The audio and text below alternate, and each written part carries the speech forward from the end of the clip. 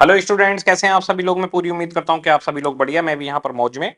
आज हम लोग करने वाले हैं एफएम की आरटीपी जनवरी 25 के लिए। जनवरी 25 के लिए एफएम की आरटीपी करेंगे। आ जाओ जी। सबसे पहला क्वेश्चन है case scenario. Integrated case scenario का मतलब है कि एक ही केस सिनेरियो में अलग अलग चैप्टर का लिंक आपको मिलने वाला है। ठीक है। तो इसमें इन्होंने कहानी बताई है कि भाई ये एक एफएमसीजी कंपनी है और गोमार्ट नाम का ब्रांड नेम से चल रही है। इस सब से कोई वो नहीं, ये स्टोर खोलना चाहते हैं, ऐसा वैसा करना चाहते हैं। अब इन्होंने इसके बाद कहा है कि इनको 200 लैक्स पर स्टोर की जरूरत है। ठीक है जी। मेन बात, 200 लाख पर स्टोर की जरूरत है। Central government will provide revenue subsidy. Revenue subsidy का मतलब क्या होता है? एक होती है कैपिटल सब्सिडी। कैपिटल सब्सिडी होती है कि जो 200 लाख लगा रहे हो इसमें हम 10-15% तुम्हें दे देंगे। एक होती है रिवेन्यू सब्सिडी। रिवेन्यू सब्सिडी का मतलब होता है हर साल की सेल, ग्रॉस प्रॉफिट, ऐसे किसी बेसिस पर आपको हर साल कुछ सब्सिडी मिलती रहेगी। अब वो कितने साल तक देंगे वो इन्हें बताना होता है। तो कह रहे हैं रिवेन्यू सब्सिडी देंगे 15% ग्रॉस प्रॉफिट के ऊपर, अगर overall cost of capital doesn't exceed 10%, 10% से कम रही तो। ठीक है। 10% तक हुई तो भी होगा, एक्सीड 10%, 10 से ऊपर नहीं जानी चाहिए।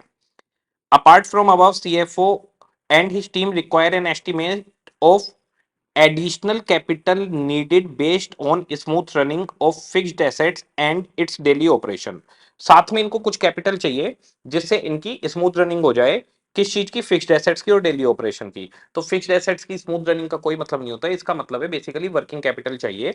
इन्हें फिक्स्ड एसेट्स के लिए पैसे नहीं चाहिए। फिक्स्ड एसेट्स की रनिंग के लिए, यानी कि इनको basically raw material, debtor, creditor, ये सब जानना चाहते हैं। तो ये बेसिकली वर्किंग कैपिटल की बात यहां पर कर रहे हैं। कह रहे हैं other information for each store. अब एक स्टोर की कहानी बता रहे हैं क्या क्या होगा। कह रहे हैं average cell 120 lakh per annum रहेगी। ग्रोस प्रॉफिट 18% होगा। तो मैं यहां पे लिख देता हूं 120 लाख हमारी सेल है। हमारा COGS और जीपी, जीपी 18% है तो 120 लाख का 18% हो गया जी 21.6 लाख, ये आ गया। और 98.4 लाख का COGS हो गया। ओके। कह रहे हैं कस्टमर पे through different digital mode and channel including POS system. POS system वो मशीन देखी है आपने जिसमें स्वाइप करते हैं, उसको बोलते हैं। तो उसमें डेबिट क्रेडिट कार्ड लगेंगे। Which generally take approx 9 days for the fund to get credited in bank account. तो उसमें 9 दिन बाद पैसा इनके अकाउंट में आता है। इसका मतलब 9 दिन के लिए इनका पैसा फंसेगा। 9 days के लिए इनका पैसा ब्लॉक हो जाएगा।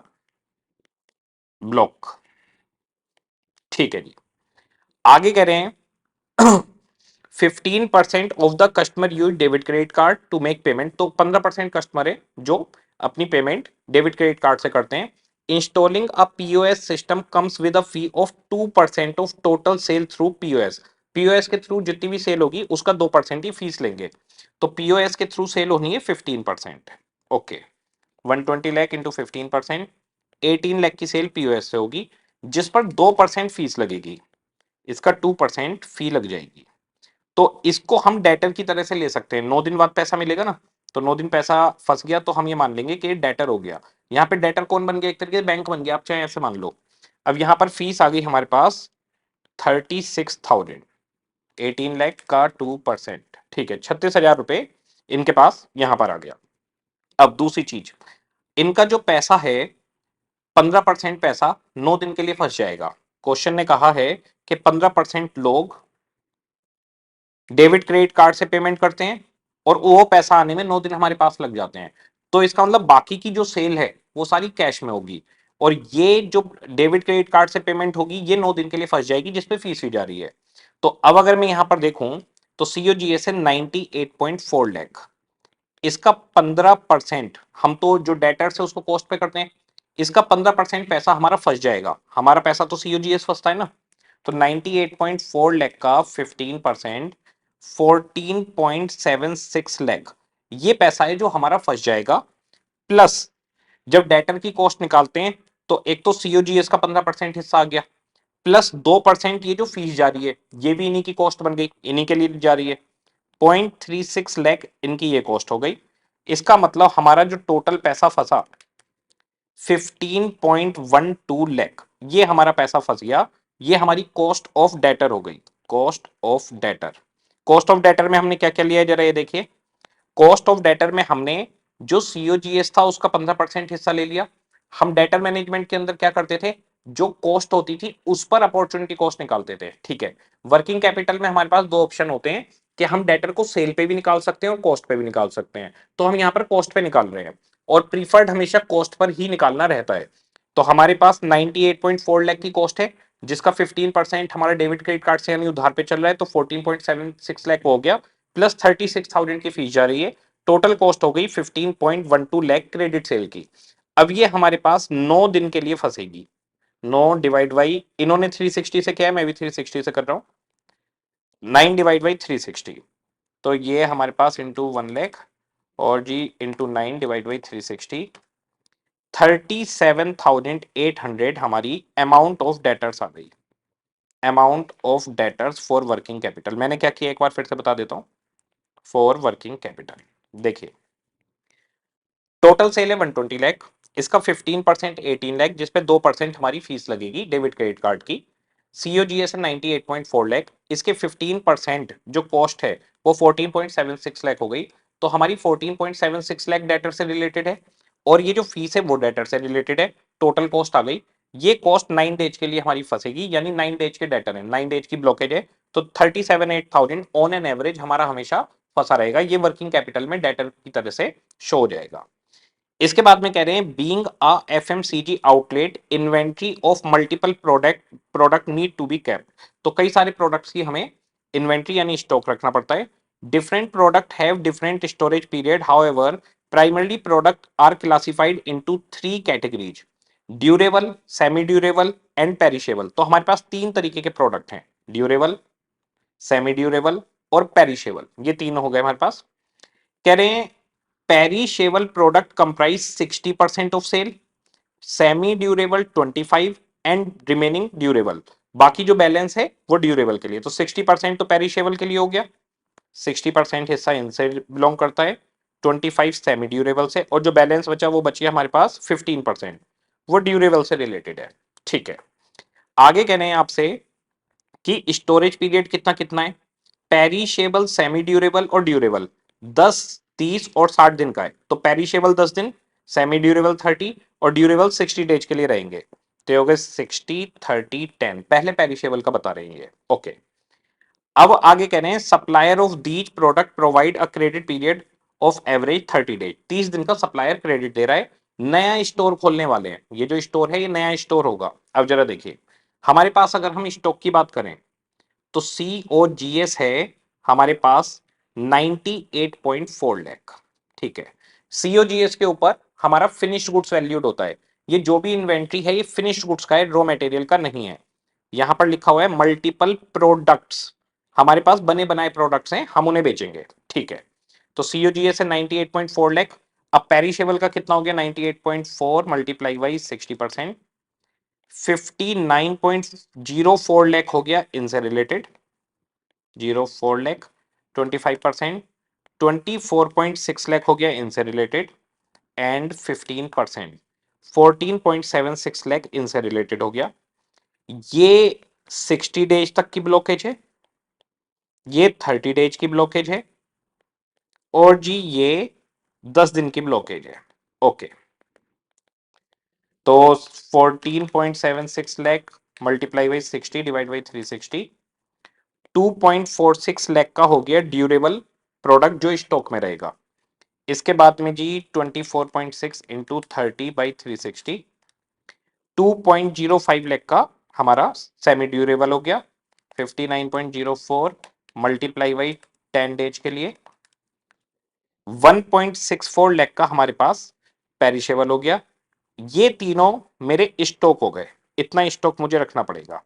तो अगर मैं स्टॉक की बात करूं तो 6.15 लाख का मेरे पास स्टॉक हो गया, ओके। ये स्टॉक की वैल्यूएशन हो गई। तो ये इतना stock of finished goods, raw material की कहानी नहीं है हमारे को इसमें। बेसिकली ये कोई प्रोडक्ट बना नहीं रहे हैं, ऐसा नहीं है कि रॉ मटेरियल लेंगे उस पर वेजेज लगाएंगे फिर प्रोडक्ट बनाएंगे।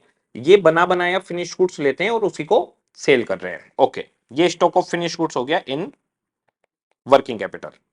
अब इसके बाद में हमें चाहिए क्रेडिटर्स। तो ये नई कंपनी है, न्यू स्टोर, नए स्टोर खोल रहे हैं ये। तो अब इसके लिए हमें चाहिए परचेज। तो परचेज कैसे निकालेंगे? COGS plus closing stock of finish goods minus opening stock of finish goods. COGS हमारे पास है 98.4 लाख का, ठीक है। क्लोजिंग स्टॉक है 6.5 लाख। तो हमें ये भी खरीदना पड़ेगा और ये भी परचेज करना पड़ेगा। माइनस ओपनिंग स्टॉक नहीं है, हम फिनिश गुड्स ही खरीदते हैं, फिनिश भी बेचते हैं। तो हमारे पास जो परचेज निकल कर आ गई, परचेज वो निकल कर आ गई 98.4 प्लस 6.15 माइनस जीरो, ठीक है, 104.55 लाख। और क्रेडिटर हमें 30 दिन का क्रेडिट देते हैं, इंटू 30/360, 8.7125 लाख ये हमारे क्रेडिटर हो गए वर्किंग कैपिटल के लिए, creditors for working capital. Okay, इसके बाद में क्वेश्चन कहानी बता रहा है, each store will employ around 20 personal of a different hierarchy and monthly average salary to staff for these store is estimated 4 lakh. Monthly salary 4 lakh होगी। Company will pay employ due on first of next month. हम एक महीने का उधार रख के चलते हैं, अगले महीने पे करते हैं। तो हमारी जो आउटस्टैंडिंग सैलरी होगी वो 4 लाख रुपए की होगी, एक महीने की दे रखी है। अगर पूरे साल की देते तो हम ऐसे निकालते 48 लाख, एक महीने का उधार, और ये 4 लाख रुपए हमारे पास आ जाते। ठीक है, ये हमारी वर्किंग कैपिटल में आउटस्टैंडिंग सैलरी आ जाएगी।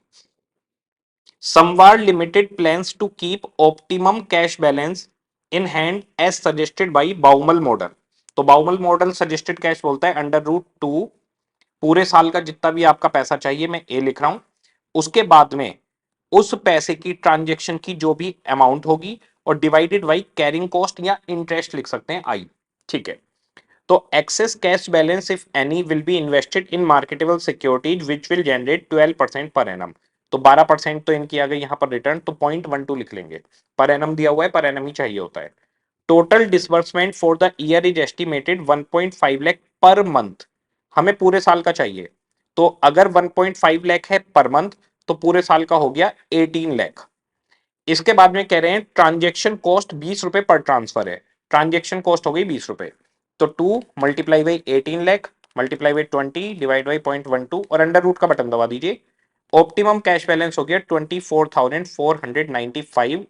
तो ये वर्किंग कैपिटल के अंदर कैश बैलेंस आ जाएगा कि इतना हम कैश बैलेंस रखेंगे। ठीक है, तो सबसे पहले हमारे पास डेटर्स की अगर हम बात करें तो डेटर हमारे पास आ गए 37,800। ये लो जी, करंट एसेट्स 37,800 के डेटर।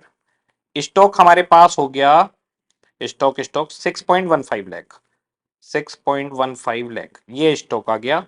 कैश बैलेंस हमने अभी निकाला है, ये हमारे पास आ गया 24,495, 24,495 ये आ गया। बस यही हमारी करंट एसेट्स हैं, 37,800, 6,15,000, 24,495, 6,77,295। ठीक है जी, करंट एसेट्स आ गई ए। अब इसके बाद में निकालते हैं करंट लाइबिलिटीज। करंट लाइबिलिटीज में क्रेडिटर 8,71,250, आउटस्टैंडिंग सैलरी 4 लाख रुपए की, तो ये हमारे पास हो गए 12,71,250 करंट लाइबिलिटीज बी। ए में से बी माइनस करेंगे तो वर्किंग कैपिटल आ जाएगी। तो वर्किंग कैपिटल हमारे पास आ रही है 12,71,250, 5,93,900, 5,93,955 नेगेटिव, यानी कि करंट एसेट से ज्यादा करंट लाइबिलिटीज हैं, तो हमारी नेगेटिव वर्किंग कैपिटल आ गई 5,93,955। ठीक है जी, अब इसके बाद में क्वेश्चन ने यहां पर कॉस्ट ऑफ कैपिटल की कहानी सुनाई है। कॉस्ट ऑफ कैपिटल पे बाद में जाते हैं, पहले मैं आपको पॉइंट दिखाता हूं। सबसे पहले कह रहे हैं कि आपको एक स्टोर के लिए बताना है ऑप्टिमम कैश बैलेंस, अभी हमने निकाला है 24,495। Gross and net working capital, तो ग्रोस वर्किंग कैपिटल होती है करंट एसेट्स, ये हमारी करंट एसेट्स आ गई, ये ग्रोस वर्किंग कैपिटल है, ये नेट वर्किंग कैपिटल है। तो ग्रोस वर्किंग कैपिटल हो गई 6,77,295, नेट वर्किंग कैपिटल हो गई -5,93,955। तो 6,77 और -93 ये तो पहले वाले ही हो गए ना, फर्स्ट वाला आ गया 67730 कर दिया इन्होंने, ओके, और 59396, हाँ ठीक है, इन्होंने राउंड ऑफ कर रखा है, हमने पूरी एक एक अमाउंट निकाली है। Amount of total funds needed to set up a store, एक स्टोर को सेट करने में हमें कितने फंड्स चाहिए, तो देखिए 200 लाख की जरूरत थी, वर्किंग कैपिटल 593955 नेगेटिव है, पॉजिटिव होती तो उसको जोड़ देते, अब नेगेटिव है तो इसे माइनस कर देंगे, तो ये 200 माइनस 5.93955, ये हमारे पास हो गया 194.06045 लाख, इतनी हमारे को फंड्स की जरूरत पड़ेगी, तो ये हो गया जी ये वाला 194.0605। इसके बाद में फिर हम आते हैं कॉस्ट ऑफ कैपिटल पर, कह रहे हैं the cost of raising fund and debt, raising debt and equity for each store is as per the slab given below, तो स्लैब दे दिया कोई दिक्कत नहीं है, 60 लाख तक कॉस्ट ऑफ डेट 10% और इक्विटी का जो के रहेगा वो 12.5, above 80 lakh and up to 150 11.5 और 13.5 रहेगा, above 150 lakh and up to 250 lakh 12 and this, और अबव 250 इतना रहेगा। It means up to 80 lakh of a project, star बना के बता दिए यहां पर कि भाई ये जो है प्रोजेक्ट कॉस्ट, यहां पर इस स्टार का मतलब कि जैसे अप टू 80 लाख है, तो up to 80 lakh project cost, company can raise data debt at 10% and equity 12.5% and so on.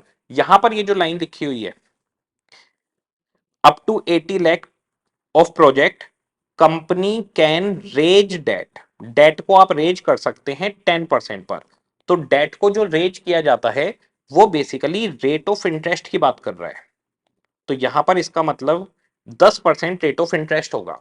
अब अगर हम ऊपर जाएं तो यहां पर लिखा है कॉस्ट ऑफ डेट, तो कॉस्ट ऑफ डेट का मतलब तो केडी होता है, और केडी का मतलब है I1 - टैक्स, इस तरह से आफ्टर टैक्स निकाला होगा, तो इन्होंने ये क्लैरिफिकेशन दिया है कि ये जो कॉस्ट ऑफ डेट है ये केडी I1 - टैक्स नहीं है, बल्कि कॉस्ट ऑफ डेट बेसिकली इन्होंने रेट ऑफ इंटरेस्ट को बोला है, ये रेट ऑफ इंटरेस्ट है, यहां पर मेंशन किया है कि कंपनी डेट को रेज करेगी 10% पर, तो डेट को जो रेज करने का रेट होता है वो बेसिकली रेट ऑफ इंटरेस्ट होता है, तो ये रेट ऑफ इंटरेस्ट है, इस लाइन से क्लियर हो रहा है, वरना कॉस्ट ऑफ डेट को हम केडी मान के करते।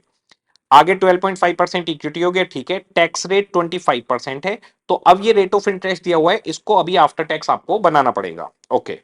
अब क्वेश्चन कह रहा है overall cost of capital for raising additional fund बतानी है आपको, तो ओवरऑल कॉस्ट ऑफ कैपिटल निकालनी है।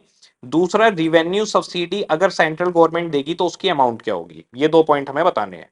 अब आ जाते हैं कॉस्ट ऑफ कैपिटल पर, सबसे पहले हमें पैसा कितना चाहिए, हमें चाहिए 194.06045 लाख, इतना पैसा हमें चाहिए, ओके। अब पहले 80 लाख जो हम मंगवाएंगे, क्वेश्चन ने बोला है optimum capital structure with debt equity of 2:1 has proven ideal for raising finance and company wishes to follow the same pattern for additional fund required for each store, तो जो कंपनी है वो डेट इक्विटी का ratio 2:1 रखेगा, तो हमारे पास अब हमें निकालना है कि 80% तक की कॉस्ट ऑफ कैपिटल कितनी होगी, तो उसे हम कैसे निकालेंगे, केओ अप टू 80%, इसमें हमारे पास केडी डब्ल्यू डी प्लस केई डब्ल्यू ई, केडी हमारे पास 10% है, 1 - टैक्स 25% वो हुआ, 7.5% रह गया, डब्ल्यू डी कितना है 2/3 प्लस केई 12.5%, 1/3 का रेशियो है, तो ये हमारे पास निकल गया 7.5 इंटू 2/3 एंड 12.5 डिवाइड बाई 3, ये हो गया जी 9.166, तो 17 कर देता हूं इसको, ठीक है, ये हो गया इतने परसेंट अप टू 80 लाख। अब उसके बाद में केओ 80 lakh above and up to 150 lakh, अब यहां पर हमें, यहां हमने 80 लाख 80 लाख रुपए का अरेंजमेंट किया है 9.17 से, अब ये 70 लाख का अरेंजमेंट हम और कर रहे हैं, जिसमें केडी 11.5% मल्टीप्लाई बाई 1 - टैक्स 1 - 0.25, तो 11.5 माइनस 25% कर रहा हूं मैं, ये हो गया जी 8.625%, ये 2/3 हिस्सा, और इक्विटी है 13.5%, इसका 1/3 हिस्सा, तो 8.625 इंटू 2/3 और 13.5 डिवाइड बाई 3, ये हो गया जी 10.25%। ओके, इसके बाद भी अभी हमें पैसे की जरूरत है 150 से 250 के बीच में, केओ 150 लाख अबव, एंड अब हमें चाहिए 194.06 लिख लेता हूं मैं, ठीक है, लाख तक का। तो ये पैसा कितना चाहिए हमें, 194, ये हो गया 44.06 लाख और मंगवाना है हमें।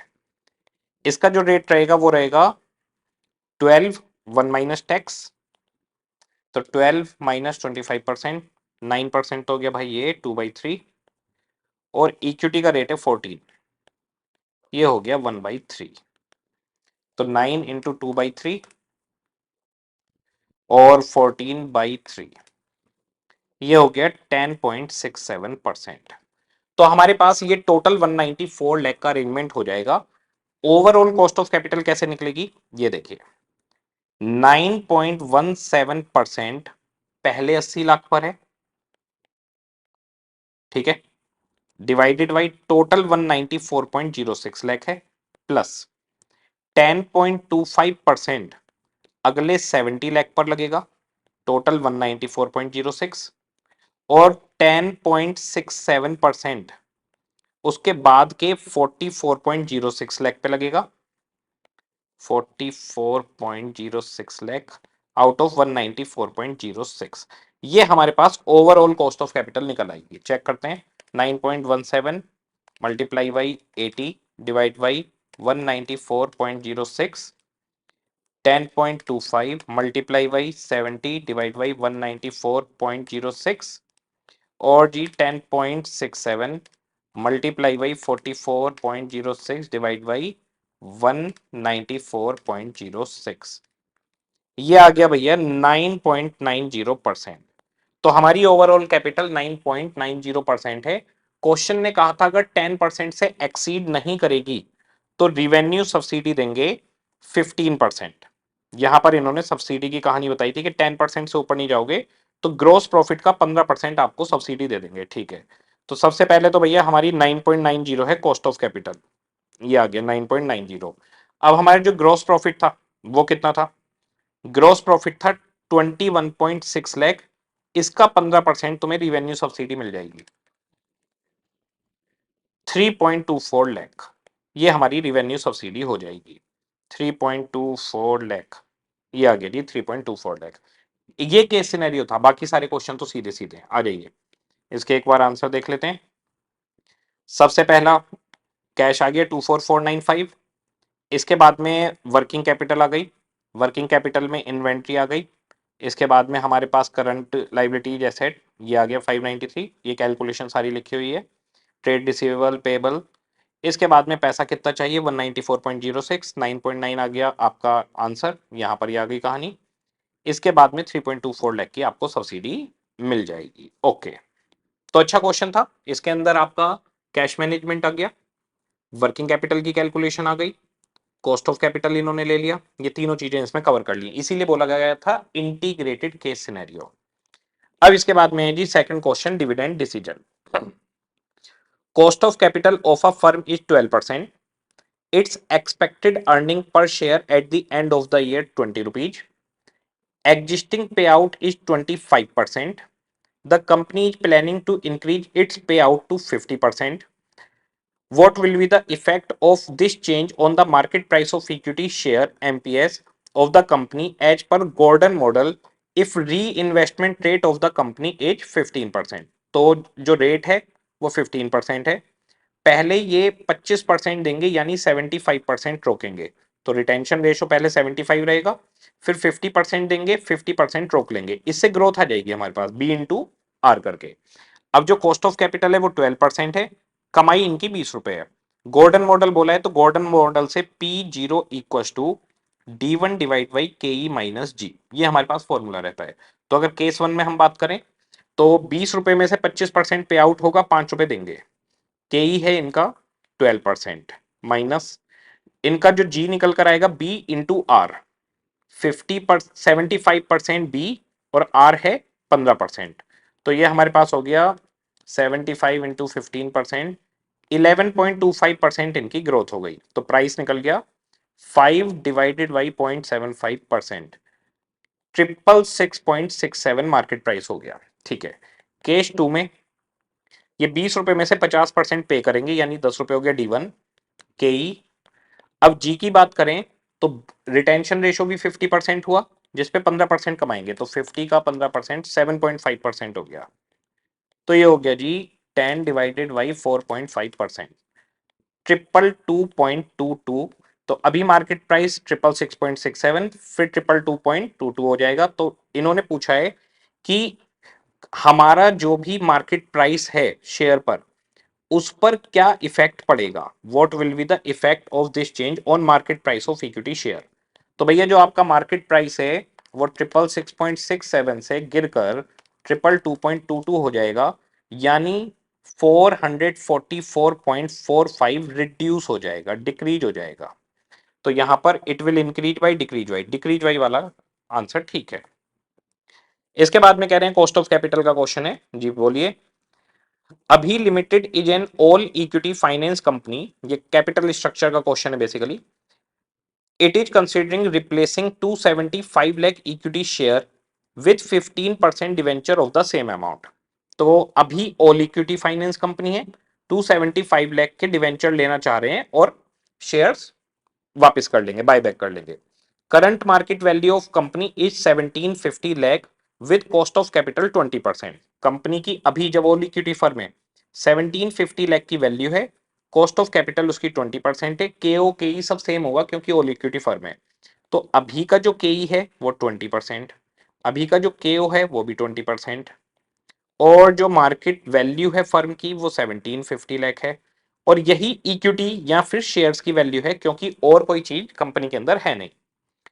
Future EBIT are going to be constant, future में भी ईबीआईटी इतना ही रहेगा, और कह रहे हैं टैक्स रेट 30% है।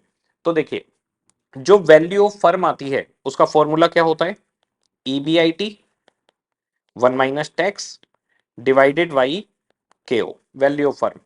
तो हमारे पास जो केओ है वो 20% है, टैक्स रेट हमारे पास 30% है, तो 1 माइनस 0.3 हो जाएगा। ईबीआईटी पता नहीं है, वैल्यू ऑफ फर्म 1750 लाख है, तो 20% को यहां पर मल्टीप्लाई कर दूं तो सामने 0.7 ईबीआईटी आ जाएगा, तो 0.7 EBIT equal to 1750 into 20%, 350 lakh, और ईबीआईटी हमारे पास निकल आएगा 500 लाख। इसका मतलब इनका ईबीआईटी 500 लाख है और आगे भी 500 लाख ही रहेगा। कह रहे हैं what will be the new cost of equity of the firm, firm का न्यू कॉस्ट ऑफ इक्विटी कितना होगा। तो सबसे पहले नई फर्म की वैल्यू कितनी होगी, value of levered equal to value of unlevered plus D into T. Unlevered की वैल्यू है 1750 लाख, डेट आप ले रहे हो 275 लाख का, और 30% का है टैक्स रेट। तो वैल्यू ऑफ फर्म हो जाएगी आपकी 275 इंटू 30% प्लस 1750 लाख, 1832.5 लाख हो जाएगी नई फर्म की वैल्यू, जिसके अंदर डेट का हिस्सा है 275 लाख, बाकी इक्विटी या शेयर्स का हिस्सा हो जाएगा बैलेंसिंग फिगर। तो शेयर्स का हिस्सा हो गया आपका 1557.5 लाख। कह रहे हैं कॉस्ट ऑफ इक्विटी बताना है आपको, के equal to EBIT minus interest 1 minus tax divided by value of shares. तो ई या एस रख सकते हैं। तो के ई हमें पता नहीं, ईबीआईटी 500 लाख है, इंटरेस्ट 275 लाख पर इंटरेस्ट रेट भाई 15% डिवेंचर, 15% का इंटरेस्ट रेट है, टैक्स रेट है 30%, और वैल्यू ऑफ इक्विटी निकल कर आई है 1557.5 लाख। तो जी ये हो गया 275 लाख का 15% इंटरेस्ट 41.25, 500 गया, ये आ गया, इसमें से माइनस किया 30%, डिवाइड बाई 1557.5, ये आ गया जी 20.6179%। तो हमारी जो के ई नहीं निकल जाएगी वो 20.6179 आ जाएगी, 20.6179 का 20.62% कर दिया। ओके जी, तो सेकंड क्वेश्चन था कि डिक्रीज हो जाएगा, थर्ड था 20.62। ओके, आसान है, आरटीपी आरटीपी में सिंपल है, कोई दिक्कत नहीं है। ओके, अब आ गए जी डिस्क्रिप्टिव क्वेश्चन। जी बताइए। सबसे पहला क्वेश्चन रेशो का दे रहे हैं। Vardhman limited gives you the following information relating to the year ending 31 March. ये सारी कहानी बता दी। टैक्स रेट 25% है। कह रहे हैं आपको quick ratio, fixed asset turnover, debt service, earning per share और पी रेशो चाहिए। ठीक है, तो अब सबसे पहले इसमें मुझे अलग अलग वैल्यू चाहिए होंगी। तो मैं नीचे देख ही नहीं रहा आपको कौन से रेशो चाहिए। मैं पहले पूरी आपको वैल्यूज बता देता हूं, कितनी कितनी वैल्यू निकल कर आ रही है अलग अलग आइटम की। देखेगा, सबसे पहले हम उठाएंगे जो अमाउंट वाली चीज होगी। तो सबसे पहली अमाउंट है जी 5 लाख रुपए वर्किंग कैपिटल। ठीक है, और यहां करंट रेशो दिया हुआ है 3:1। तो इसका मतलब C A divide by C L equal to 3 और C A equal to 3 CL। Okay, ठीक है। अब वर्किंग कैपिटल का मतलब सी ए माइनस सी एल, और इसका आंसर दे रखा है 5 lakh. C A equal to 5 lakh plus C L, ये माइनस का सी एल सामने जाकर प्लस का हो गया। अब जरा देखिए, करंट एसेट्स इक्वल्स टू था 3 CL।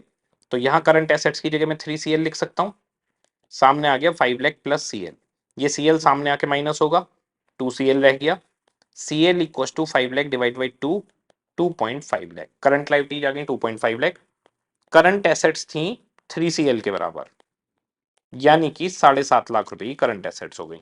तो करंट एसेट्स आ गई, करंट लाइबिलिटीज आ गई। ओके, इसके बाद में कह रहे हैं loan fund to own fund, gross profit, stock turnover, return to total asset, MPS, total asset turnover. Fixed assets 15 lakh रुपए हैं। ठीक है जी, 15 लाख रुपए की हमारे पास फिक्स्ड एसेट्स हैं। अब जरा देखिए, total assets equals to fixed assets plus current assets. Fixed assets हैं हमारे पास 15 लाख की, और करंट लाइबिलिटीज हैं हमारे पास, sorry current assets, current assets हैं हमारे पास 7.5 लाख की। तो टोटल एसेट हो गई 22.5 लाख। ये हमारे पास टोटल एसेट्स आ गई। इन्हीं के बराबर टोटल लाइबिलिटीज भी रहेंगी, टोटल एसेट और लाइबिलिटीज एक बराबर। ओके, तो फिक्स्ड एसेट्स मिल गई। अब जरा देखते हैं, इन्होंने हमें बोला है asset turnover ratio 2.5। Asset turnover का फॉर्मूला होता है sales divided by total assets equal to 2.5। और जी हमारी टोटल एसेट है 22.5 लाख, ये सामने जाएंगी तो सेल निकल जाएगी। Sale equal to 2.5 multiply by 22.5, 56,25,000 की मेरी सेल निकल आई। ओके, अब सेल के बाद में क्वेश्चन में हमें ग्रॉस प्रॉफिट रेशो और स्टॉक टर्नओवर दे रखा है। ग्रॉस प्रॉफिट है 25%, तो हमारे पास आ जाएगा सीओजीएस माइनस 25% जीपी करूं तो सीओजीएस मेरे पास आ गया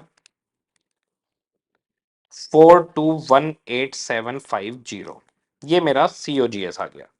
स्टॉक टर्नओवर दे रखा है, तो स्टॉक टर्नओवर में मेरे को चाहिए stock turnover ratio equal to COGS divided by average stock.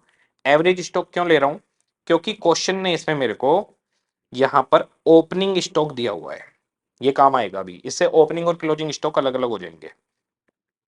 तो जी COGS divide by average stock, stock turnover ratio है 10, सीओजीएस है 4218,750। 10 सामने जाएगा, एवरेज स्टॉक निकल आएगा।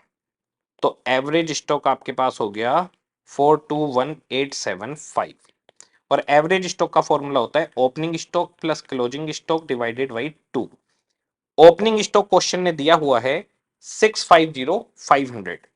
650,500 हमारे पास ओपनिंग स्टॉक है, 2 सामने जाकर मल्टीप्लाई होगा, और 650,500 माइनस हो जाएगा तो क्लोजिंग स्टॉक निकल आएगा। तो 421875 minus, sorry multiply by 2 minus 650,500, तो जी क्लोजिंग स्टॉक हो गया 193,250। ये मेरे पास क्लोजिंग स्टॉक भी निकल कर आ गया। अब हमारे से आगे कह रहे हैं जी यहां पर loan fund to own fund ratio. Loan fund, loan amount हो गई, ओन फंड में शेयर होल्डर फंड आ जाएगा, और 1:3 का रेशो है। ठीक है, यानी लोन फंड 1 रुपया है तो ओन फंड 3 रुपए है। ठीक है, अब जरा देखिए, total liabilities equal to own fund यानी share holder fund plus loan, जो भी आपके लोन है, प्लस करंट लाइबिलिटीज। और टोटल लाइबिलिटीज हैं 22.5 लाख, करंट एसेट्स वो टोटल एसेट्स के बराबर। अब यहां पर जो करंट लाइबिलिटीज है वो मुझे पता है 2.5 लाख है, तो इसका मतलब own fund plus loan fund, ये सामने जाकर माइनस हो गया, own fund plus loan fund equals to 20 lakh rupees आ गया। अब इसमें से जो लोन और ओन फंड का रेशियो है वो 1:3 का है, इसका मतलब लोन की अमाउंट 1 है और ये 3 है, तो ये हो गई 5 लाख और ओन फंड हो गए 15 लाख, 15 लाख रुपए के आपके अपने शेयर होल्डर फंड हो गया। ठीक है, अब इसमें कह रहा है कि 75,000 इक्विटी शेयर हैं 10 रुपए के, तो इक्विटी शेयर कैपिटल हो गई हमारी 7,50,000। ओके, प्रीफरेंस शेयर हैं 25,000 10 रुपए के, प्रीफरेंस शेयर कैपिटल हो गई 2,50,000 रुपए की, और ओन फंड जो थे हमारे यानी share holder fund, owner's fund है हमारे पास 15 लाख रुपए का, इसका मतलब रिजर्व एंड सरप्लस होंगे बैलेंसिंग फिगर 5 लाख रुपए। तो ये हमारे पास 15 लाख रुपए के ओन फंड हो जाएंगे, इसमें लोन जोड़ोगे 5 लाख 20 हो जाएगा, 2.5 लाख रुपए की करंट लाइबिलिटी, टोटल लाइबिलिटी आपकी 22.5 लाख हो जाएंगी। आगे बता रहा है डेप्रीशिएशन 50,000 है, इंटरेस्ट ऑन डेट 9% है, तो जी लोन था 5 लाख रुपए का, 9% इंटरेस्ट है, 45,000 रुपए का आपका इंटरेस्ट है। ओके, और फ्यूचर इंस्टॉलमेंट 2 लाख रुपए की है, ठीक है, डेप्रीशिएशन 50,000 है। अब हमारे पास एक ही रेशियो बचा, return on total asset pre tax, pre tax बोला है, बिफोर टैक्स यानी ईबीआईटी लिया जाएगा, तो ईबीआईटी 15% है टोटल एसेट का, टोटल एसेट है 22.5 लाख, इसका 15% ईबीआईटी है, 22,50,000 का 15%, 337,500 हमारा ईबीआईटी निकल कर आ गया, ये हमारा ईबीआईटी हो गया। अब जरा देखिए क्वेश्चन ने क्या क्या पूछा है। क्वेश्चन ने पूछा है क्विक रेशो, तो करंट एसेट्स माइनस जो भी आपका क्लोजिंग स्टॉक आया है डिवाइड बाई करंट लायबिलिटी, तीनों चीजें हमारे पास हैं। Fixed assets turnover sale divide by fixed assets, debt service coverage ratio छोड़ते हैं, ईपीएस पूछा है अर्निंग पर शेयर, तो अर्निंग पर शेयर के अंदर ईबीआईटी पर आ गए हैं, इंटरेस्ट हमारे पास आ चुका है, ईबीआईटी में से इंटरेस्ट माइनस करिए आपके पास आ जाएगा ईबीटी, ईबीटी में से आप टैक्स माइनस करेंगे earning after tax, earning after tax में से प्रीफरेंस शेयर्स को डिविडेंड देंगे, आपके पास earning for equity share holder आ जाएगा, divided by number of shares कर देंगे, तो आपके पास ईपीएस निकल आएगा। पी रेशो पूछा है, मार्केट प्राइस ऑफ शेयर दिया हुआ है, अर्निंग पर शेयर आप निकाल लेंगे, तो एमपीएस डिवाइड बाई ईपीएस आ जाएगा। अब जो डेट सर्विस कवरेज रेशो है इसके अंदर रहता है कि आपकी कैश अर्निंग कितनी है और उसको आप डिवाइड करते हैं इंस्टॉलमेंट से और इंटरेस्ट से, तो इंटरेस्ट है 45,000, इंस्टॉलमेंट है 2 लाख रुपए, ईबीआईटी आप निकाल चुके हैं, ईबीआईटी के अंदर जो डेप्रीशिएशन वाली अमाउंट है वो जोड़ेंगे तो कैश प्रॉफिट आपका निकल कर आ जाएगा। अब देखते हैं एक बार क्या क्या पूछा है। सबसे पहले इन्होंने करंट रेशो से करंट एसेट्स और करंट लायबिलिटी निकाल ली, फिर टोटल एसेट्स आ गई इनके पास, फिर सेल निकाल ली इन्होंने, सीओजीएस आ गया, सीओजीएस से एवरेज स्टॉक आ गया, फिर क्लोजिंग स्टॉक आ गया, सारी वर्किंग सेम टू सेम वैसे ही चल रही है। ईबीआईटी इनके पास आ गया 337,500 जो हमारे रिटर्न ऑन टोटल एसेट आ गया। फिर कैश प्रॉफिट पूछा है तो कैश प्रॉफिट के लिए ईबीआईटी में डेप्रीशिएशन को ऐड बैक कर दिया जाएगा जिससे हमारा कैश प्रॉफिट निकल आएगा। इसके बाद में लोन फंड और डेट फंड पूछे हैं, तो 5 लाख रुपए के डेट फंड हो गए, 15 लाख के आ गए ये, इस 5 लाख पे आप 9% मल्टीप्लाई करेंगे तो आपका इंटरेस्ट आ जाएगा, ईबीआईटी माइनस इंटरेस्ट आ गया, ईबीटी टैक्स माइनस करा, ईएटी प्रीफरेंस डिविडेंड दिया, इक्विटी शेयर की अर्निंग आ गई, नंबर ऑफ शेयर से डिवाइड करेंगे इसको तो आपके पास ईपीएस आ जाएगा। अब quick ratio, current asset minus closing stock divide by current liabilities, fixed asset turnover sale divide by total fixed assets, debt service coverage ratio में फिक्स्ड कैश प्रॉफिट जो आया है आपका EBIT plus depreciation divided by interest plus instalment रखा जाता है, ये निकल कर आ गया हमारे पास। इसके बाद में ईपीएस हमारे पास आ गया और P ratio MPS divide by EPS निकल आया, तो अच्छा क्वेश्चन है, बड़े क्वेश्चन इन्होंने बनाए हैं यहां पर। आ जाइए जी इसके आगे चलते हैं हम लोग। फिर हमारे पास क्वेश्चन है कॉस्ट ऑफ कैपिटल का, द कैपिटल स्ट्रक्चर ऑफ समयत्वा limited is as given below, 12% debenture, 14% preference share, equity share इतना, एडिशनल इंफॉर्मेशन 100 रुपीज पर शेयर रिडीमेबल एट प्रीमियम है 6%, तो रिडेम्पशन वैल्यू हो गई 106 रुपए। विद फ्लोटेशन कॉस्ट ऑफ 5%, वो इशू प्राइस में से माइनस होगी। 5 ईयर्स की मैच्योरिटी है तो एन आ गया 5 ईयर्स। करंट मार्केट प्राइस है 115। तो मैंने आपको बताया था कि स्टडी मेट में पहले एक रूल हुआ करता था कि रिडेम्पशन वैल्यू से नीचे अगर मार्केट प्राइस है तो हम मार्केट प्राइस को इशू प्राइस ले लेंगे, और अगर रिडेम्पशन वैल्यू से मार्केट प्राइस ज्यादा है तो हम ये मानकर चलेंगे कि रिडीम अगर 106 में हो रहा है तो 115 में इशू कैसे हो सकता है। और मैंने बताया था वो रूल अब हट चुका है। मैंने टेलीग्राम पे भी सितंबर में भी डाला था, अभी फिर से डाल दूंगा। तो अब आपको यहां पर हमेशा कॉस्ट ऑफ कैपिटल में जो भी मार्केट प्राइस होगा, अगर इशू प्राइस गिवन नहीं है, तो इशू प्राइस अगर नहीं गिवन है तो मार्केट प्राइस को ही आप इशू प्राइस मानेंगे, अदरवाइज फेस वैल्यू को ले लेंगे।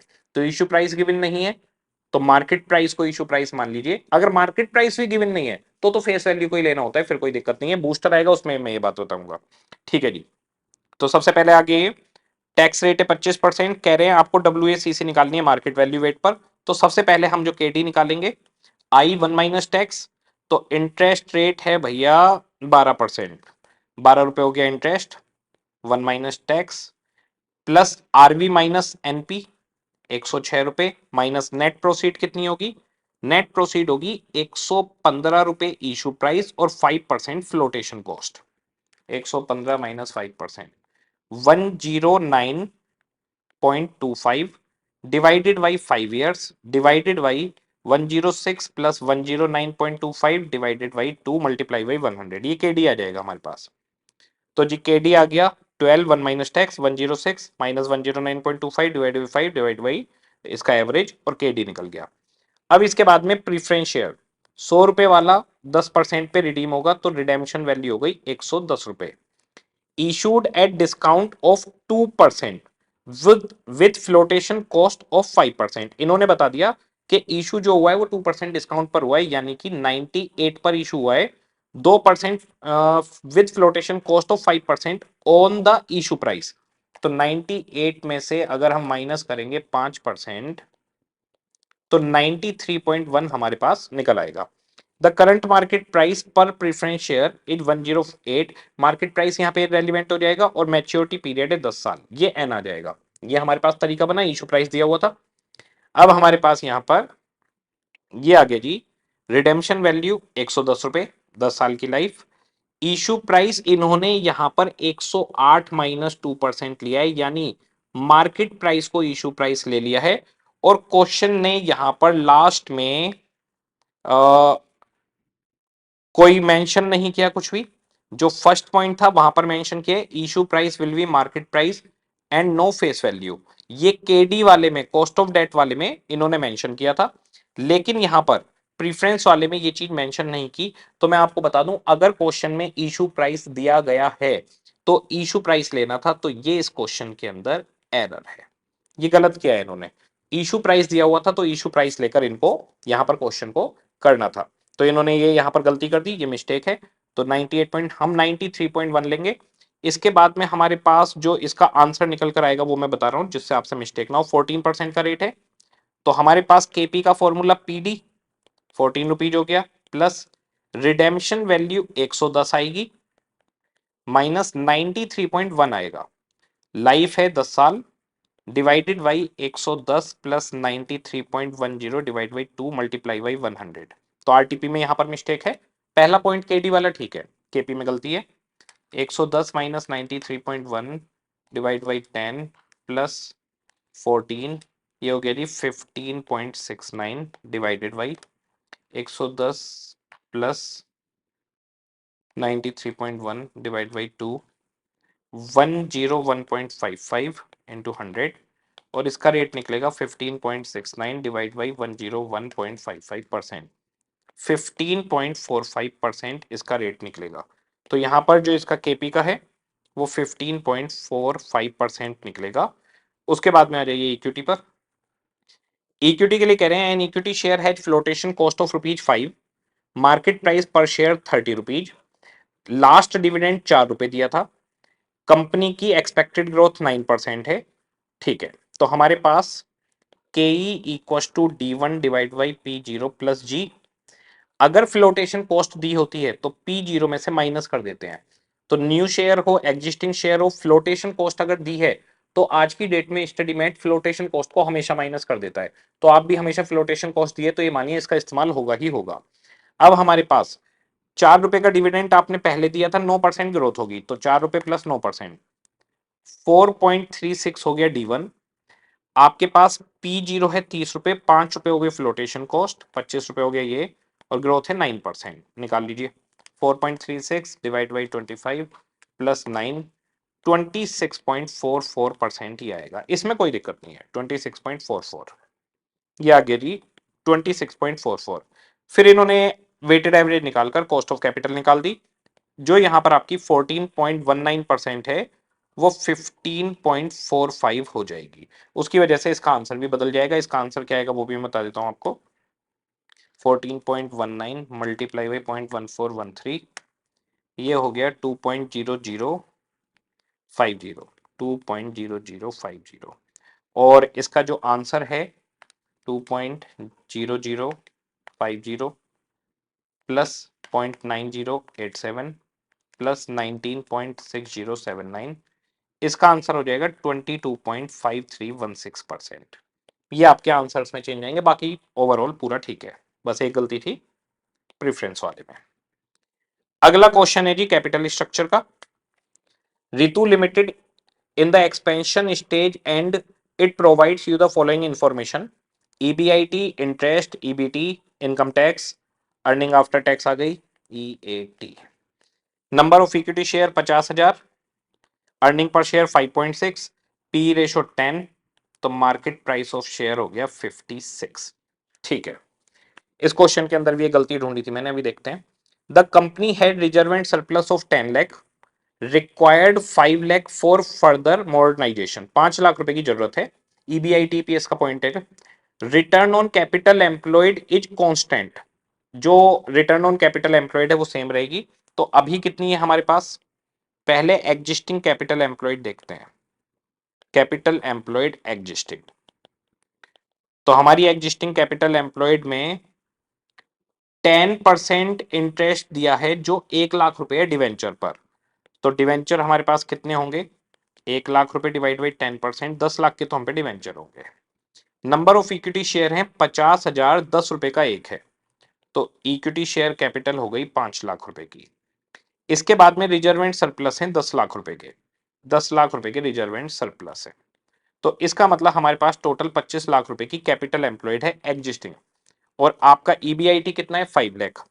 तो return on capital employed ROC equal to EBIT 5 lakh, और 25 लाख की आपकी कैपिटल एम्प्लॉयड, कितना 20% हो गया, 5 डिवाइड बाई 25, 20% हो गया। अब ये आरओसी 20% ही रहेगा। अब आपका एक्सपेक्टेड ईबीआईटी क्या होगा नया वाला, तो अब जो हमारी कैपिटल एम्प्लॉयड है उसमें 5 लाख रुपए और बढ़ने वाले हैं। तो 20 लाख, वो सॉरी 25 लाख थे पहले, 5 लाख और बढ़ गए, 25 लाख प्लस 5 लाख, 30 लाख रुपए हो गए। इस पर हम 20% कमाएंगे तो हमारा ईबीआईटी 6 लाख आएगा। तो हमारा जो नया ईबीआईटी आने वाला है वो 6 लाख आने वाला है। सबसे पहले मैं आपको ईबीआईटी दिखा दूं, 6 लाख रुपए आ गए। दो प्लान है, प्लान 1 प्लान 2। ओके जी, अब क्वेश्चन कह रहे हैं debt ratio lesser than 2 will raise the P ratio to 12। कह रहे हैं debt ratio lesser than 2 will raise the PE ratio to 12। अगर हम 2 से कम रहेंगे हमारा डेट इक्विटी रेशो, तो पीई रेशो हमारा 12 हो जाएगा। वैसे अभी 10 चल रहा है, वो बढ़ जाएगा। तो हमें डेट इक्विटी रेशो देखना है। आगे कह रहे हैं इंटरेस्ट रेट 12% पे रहेगा नया वाला। You are required to calculate probable price of the share if additional capital raise at debt, if amount is raise by issuing equity share at ruling market price. Ruling market price 56 है, तो 5 लाख रुपए की जरूरत है। अब जरा आप देखिए, हमारे पास डेट इक्विटी रेशियो जब हम निकालेंगे तो अभी जो हमारे डेट हैं एग्जिस्टिंग वो है 10 लाख, और इक्विटी फंड है 15 लाख। 10 लाख के डेट, इक्विटी फंड 15 लाख रुपए का है। इक्विटी में पूरा इक्विटी फंड आता है, ठीक है। केस 1 हम सारा पैसा डेट से मंगवा रहे हैं, केस 2 हम सारा पैसा इक्विटी से मंगवा रहे हैं। दोनों केस में डेट इक्विटी रेशियो देखिए। तो इस केस में हमारे पास 10 लाख के तो पुराने डेट हैं, 5 लाख के नए डेट हो जाएंगे। इस केस में हमारे पास 10 लाख के जो पुराने डेट हैं वो रहेंगे, नया डेट कोई नहीं है। ठीक है, इस केस में इक्विटी फंड हमारे पास 15 लाख थे, 15 लाख रुपए रहेंगे, इक्विटी से पैसा नहीं मंगवाया। यहां पर equity fund 15 lakh plus 5 lakh 20 lakh रुपए हो जाएगा। तो अभी हमारे पास 10 लाख रुपए की डेट है और 15 लाख के इक्विटी है। तो 10 लाख के डेट हैं, 15 लाख के इक्विटी है। अगर आप पैसा 5 लाख रुपए डेट से मंगवाओगे तो डेट 15 लाख हो जाएगा, और अगर आप पैसा इक्विटी से मंगवाओगे तो इक्विटी 20 लाख हो जाएगी। ये हमारे पास आ गया। अब debt equity ratio D by लेना है हमें, तो 15 lakh divide by 15 lakh equal to 1 आ गया, और यहां पर 10 लाख डिवाइड बाई 20 लाख 0.2 आ गया, सॉरी 0.5। ओके, अब क्वेश्चन ने कहा है अगर आपका डेट रेशो लेसर देन 2 रहा, 2 से कम है, तो पी रेशो 12 हो जाएगा। तो ये दोनों ही लेसर देन 2 हैं, तो इसका मतलब दोनों केस में हमारा जो पी रेशो है वो 12 होगा। तो हमारा पी रेशो दोनों प्लान में 12 रहने वाला है इस क्वेश्चन के अंदर। ठीक है, अब हमारे पास क्वेश्चन किस तरीके से चलेगा, आ जाइए। ईबीआईटी आ गया, इसमें से एग्जिस्टिंग इंटरेस्ट 1 लाख माइनस कर दो, तो एग्जिस्टिंग इंटरेस्ट आ गया जी। नया वाला इंटरेस्ट सिर्फ जब आपने डेट के थ्रू पैसा मंगवाया तब आएगा, और 12% का इंटरेस्ट रेट है। 60,000 का इंटरेस्ट यहां आ गया, यहां कुछ नहीं। अर्निंग बिफोर टैक्स आ गई, टैक्स दे दिया। Earning for equity share holder आ गई। नंबर ऑफ इक्विटी शेयर यहां पर 50,000 थे, यहां 50,000 पुराने प्लस 5 लाख मंगवाने, 56 का शेयर है। तो 5 लाख रुपए डिवाइड बाई 56 का शेयर, 50,000 पुराने प्लस 8929, 28.5 है, तो 8929 ये हमारे पास 58,929 शेयर्स हो गए। इसे डिवाइड किया, ईपीएस आ गया। अब जो पी रेशो लेना है मेरे भाई, वो यहां 12 और यहां 10 नहीं, यहां भी 12 लेना है। ये इन्होंने यहां पर मिस्टेक की हुई है, तो क्वेश्चन आरटीपी में यहां पर एरर है, तो ये आ गया। अच्छा, अपने दोस्तों वगैरह को भी आरटीपी शेयर कर देना, जो गलतियां हैं एटलीस्ट वो मिल जाएं, क्योंकि बच्चे इन एरर्स में ही फंस जाते हैं। वो आरटीपी सोल्व करते हैं, वो कहते हैं यार आंसर मैच नहीं हो रहा, हमसे गलती हो गई या कुछ।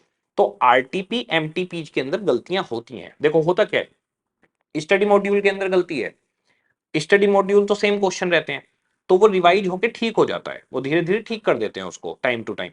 लेकिन आरटीपी तो एक ही बार बननी है। आप ये सोचो जो इसने बनाई है, बिना बात के आईसीआई ये करता है वो करता है, ऐसे ये सब चीजें नहीं होती। हर 4-4 महीने पे आरटीपी बनानी है, इंटर की भी है, फाइनल की भी है, फाउंडेशन भी है, बहुत कुछ है। आरटीपी बनाने हैं, एमटीपी बनाने हैं। ह्यूमन एरर हो जाती है, हमसे भी होती है, इनसे भी हो जाती है, तो इट्स ओके। तो आरटीपी में एमटीपी में गलतियां होती हैं। तो जहां भी एरर से मैं बता रहा हूं, अपने दोस्तों को भी शेयर कर देना कि भाई यहाँ यहाँ एरर है, परेशान ना हो, लोड ना ले, तू ठीक कर रहा है, गलती इनकी है। ओके, तो हमारे पास ये आ गया 73.92, और ये आ जाएगा 5.94 मल्टीप्लाई बाई 12, 71.28 इसका मार्केट प्राइस होगा। ठीक है जी, ये वाला क्वेश्चन भी हो गया। आते हैं आते हैं आते हैं, आ जाइए। इसके बाद में लीवरेज का क्वेश्चन है। From the following financial data of company X and company Y prepare income statement, calculate MOS of both companies, calculate percentage change in EPS if sales change by 25%। ठीक है, तो देखिए जो हमें मार्जिन ऑफ सेफ्टी जो निकालना है, MOS, MOS का फॉर्मूला रहता है 1 divided by operating leverage. Operating leverage का फॉर्मूला होता है 1 डिवाइड बाई एमओएस। तो एमओएस के लिए हम 1 डिवाइड बाई ऑपरेटिंग लीवरेज ले सकते हैं। ईपीएस से सेल का चेंज जानना है, तो हम कैसे निकालेंगे, कंबाइंड लीवरेज मल्टीप्लाई बाई 25%। तो कंबाइंड लीवरेज को अगर 25% से मल्टीप्लाई करोगे तो चेंज इन ईपीएस आ जाएगा due to change in sales. और सबसे पहले हमें इनकम स्टेटमेंट बनाना है, तो बाकी के दोनों पॉइंट तो देख लेंगे। सबसे पहले भाई इनकम स्टेटमेंट बना देते हैं बच्चों के लिए, बच्चे मन के सच्चे, सारे जग की आंख के तारे। हाँ जी, क्वेश्चन ने variable cost, fixed cost, interest, financial leverage, operating leverage, income tax, sale, इतना दिया हुआ है। ठीक है, तो सेल से ईएटी तक आना है क्योंकि इनकम टैक्स दिया हुआ है, तो मैं पहले यहां पर लिख देता हूं। दो कंपनियां हैं एक्स और वाई, X Y, sales minus variable cost, contribution आ जाएगा, कंट्रीब्यूशन के बाद में फिक्स्ड कॉस्ट, ईबीआईटी आ जाएगा, ईबीआईटी के बाद में इंटरेस्ट, ईबीटी आ जाएगा। ईबीटी के बाद में आपके पास टैक्स भर दो और ईएटी आ जाएगा। यहां तक बनाना है हमें, पहला पॉइंट हमारा यहां पर खत्म हो जाएगा। ठीक है, अब जरा देखिए क्वेश्चन में सबसे नीचे सेल यहां दी है 145 वाई की, एक्स की नहीं है। लो जी, वाई की सेल लिख देते हैं 145। जितना डेटा है पहले वो लिख रहा हूं। इसकी वेरिएबल कॉस्ट दी हुई है 72,000। ठीक है जी, इसकी वेरिएबल कॉस्ट 72,000 रुपए है। इसकी वेरिएबल कॉस्ट सेल की 65% है, तो जी 65% है सेल की। निकाल लो भैया, 145 इंटू 65%, 94,250 आ गई। माइनस कर दो जी, 50,750 का कॉन्ट्रीब्यूशन आ गया। इसके बाद में इसकी फिक्स्ड कॉस्ट 35 दी हुई है। लो जी, इसकी फिक्स्ड कॉस्ट 35 आ गई। इसके बाद में इंटरेस्ट 12,000 और 6,000 है। 12,000 रुपये, 6,000 रुपये। और जी इनकम टैक्स 30% है, टैक्स 30%। ओके, अब यहां तक का सारा डेटा आ गया। इसकी फाइनेंशियल लीवरेज दी हुई है 4:1। तो देखिए फाइनेंशियल लीवरेज के अंदर हमारे पास formula, financial leverage EBIT divided by EBT, और ईबीटी की जगह मैं लिख सकता हूं ईबीआईटी माइनस इंटरेस्ट। ईबीटी बन गया ये, और इसका आंसर है 4:1 था ना, 4:1। ठीक है, तो जी ईबीआईटी इक्व टू, ये ईबीआईटी माइनस इंटरेस्ट यहां चला गया, 4 ईबीआईटी माइनस इंटरेस्ट को 4 से मल्टीप्लाई कर देंगे, इंटरेस्ट है 12,000, 48,000 हो गया। अब ये 48,000 यहां आकर पॉजिटिव हो गया, ईबीआईटी यहां पर गए, 3 ईबीआईटी हो गया। 3 ईबीआईटी इक्व टू 48, तो ईबीआईटी इक्व टू 16,000। ये 16,000 आ गया जी, ईबीआईटी 16,000 आ गया। ओके, ये हमारे पास 16 में से 12 गए, 4,000 आ गया, ये 1200 आ गया, और ये 2,800 आ गया। ठीक है, इसके बाद में हमारे पास में यहां पर दिस ये दिया हुआ है 5:1। ठीक है, ये 5:1 है, और ऑपरेटिंग लीवरेज दी हुई है। तो ऑपरेटिंग लीवरेज होती है कंट्रीब्यूशन डिवाइडेड बाई ईबीआईटी, और यहां पर हमारे पास contribution divide by EBIT, contribution है हमारे पास 50,750, और ईबीआईटी हमारे पास नहीं है, इक्व टू 5। तो ईबीआईटी सामने चला जाएगा, 5 नीचे आ जाएगा। EBIT equal to 50,750 divide by 5 equal to 10,150। तो भैया इसका आ गया 10,150। फिक्स्ड कॉस्ट आ जाएगी बैलेंसिंग फिगर -50,750, ये हो गया जी 40,600। इसमें से 6,000 गए, ये हो गया 4150। 4150 इंटू 30%, 1245 माइनस इक्व टू 2905। ये इसकी वैल्यू आ गई यहां पर हमारे पास। ठीक है, तो y हमारे पास पूरा हो गया। अब x में देखिए, x के अंदर हमारे पास ईबीआईटी है, फिक्स्ड कॉस्ट है। अगर मैं ईबीआईटी में फिक्स्ड कॉस्ट जोड़ दूं, कॉन्ट्रीब्यूशन आ जाएगा 35,000 प्लस 16,000, ये हो गया जी 51,000। अब कॉन्ट्रीब्यूशन में वेरिएबल कॉस्ट जोड़ दूं तो मेरे पास सेल निकल कर आ जाएगी 51 प्लस 72, 1,23,000। ओके जी, तो ये पूरे हमारे पास दोनों स्टेटमेंट हो गए। इसके बाद में क्वेश्चन ने हमसे कहा है कि भैया पहला पॉइंट तो हो गया इनकम स्टेटमेंट के, दोनों का एमओएस बता दो। तो एमओएस के लिए हमें चाहिए 1 डिवाइड बाई ऑपरेटिंग लीवरेज। तो दूसरे वाले की ऑपरेटिंग लीवरेज तो 5 है, तो 1 डिवाइड बाई 5.2 और 20% हो गई, इसमें कोई दिक्कत नहीं है। पहले वाले की हमें पता नहीं थी तो निकाल लेते हैं, contribution divide by EBIT, 51,000 divide by 100, ये हो गया भैया 3.1875 ऑपरेटिंग लीवरेज। और 1 डिवाइड बाई 3.1875 अगर करेंगे, 1 डिवाइड बाई 3.1875, ये आ गया भैया 0.3137 और 31.37%। ये इसका आ गया। पहले ये दोनों दिखा देता हूं आपको। हमारे पास पहले ये इनकम स्टेटमेंट, ये पूरा इनकम स्टेटमेंट आ गया ऊपर से नीचे तक। इस ये सारी वर्किंग आ गई। फिर operating MOS 1 divide by OL ले लो, इसका आ गया भैया 31.37% और इसका आ गया 20%। यहां तक हम लोग पहुंच चुके हैं 31.37 और 20% तक। अब कह रहा है कि ईपीएस में कितना चेंज होगा अगर सेल में 25% चेंज हो, तो इसके लिए हमें कंबाइंड लीवरेज चाहिए। तो कंबाइंड लीवरेज यहां पर कंट्रीब्यूशन डिवाइड बाई ईबीटी ले लो पहले वाले का, 51 divide by 4000, 51 divide by 4000। Combined leverage है 12.75 पहले की, और दूसरे वाले की 5750 डिवाइड बाई 4150 डिवाइडेड बाई 4150, इसकी है 12.23। अब अगर सेल में 25% चेंज होगा तो ईपीएस में 12.23 इंटू 25, 305.75% चेंज होगा, और ऊपर वाले में 318.75% चेंज होगा। ये जो मल्टीप्लाई किए जाते हैं ये इससे मल्टीप्लाई की जाती है, पर परसेंटेज का बटन नहीं दबाया जाता क्योंकि आंसर परसेंटेज में देना है। तो 318.75, 305.75, 30 318.75, 305.75। ठीक है जी, ये हमारे पास लीवरेज का क्वेश्चन ठीक था, कोई ऐसा खास हो नहीं, नॉर्मल, बच्चों ने आराम से कर लिया होगा, आप आराम से कर सकते हैं। डिविडेंड डिसीजन, टोटल अर्निंग 450 है, नंबर ऑफ शेयर 100 रुपए का एक है, 25,000 शेयर है, रिटेंशन रेशो 40% है, एमपीएस 198 रुपीज है। Okay, applying Walter model, Walter model लगाना है। Analyse whether the company is following an optimal dividend policy और नॉट।